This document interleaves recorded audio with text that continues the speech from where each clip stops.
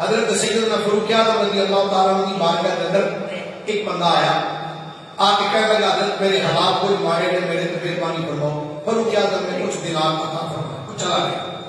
چند دنوں کے بعد پھر آیا، حضرت جی میرے حالات ماڑے نے تو میں نے کچھ دے۔ فاروق اعظم نے پھر عطا فرما دیا۔ تیسری مرتبہ پھر آ گیا، حضرت جی میرے حالات ماڑے۔ آپ نے فرمایا روز روز تو میرے منہ پہ آ جانا، تو قرآن نہیں پڑھتا اور میں قرآن کی تلاوت کریا کر۔ وہ بندہ چلا گیا، 5 دن 10 دن 15 دن 20 دن کافی دن گزر گئے، وہ نہ آیا۔ ایک دن حضرت فاروق اعظم گلی چڑن رہے سن، وہ بندہ سامنے آ گیا۔ فاروق اعظم دیکھ کے فرمانے کو ناراض ہو گئے ہیں، پر تک آئے ہی نہیں کرے۔ آخر میں کہ بھلا ہوئے تو اڈا تو سارے میرے وظیفہ ہی ایڈا وڈا دسیا کہ اس وظیفے نے میرے عمر تو پھر جڑا نا گھڑی کر چڑیا، عمر تو میرے گھڑی کر چڑیا۔ مقصد کی کہ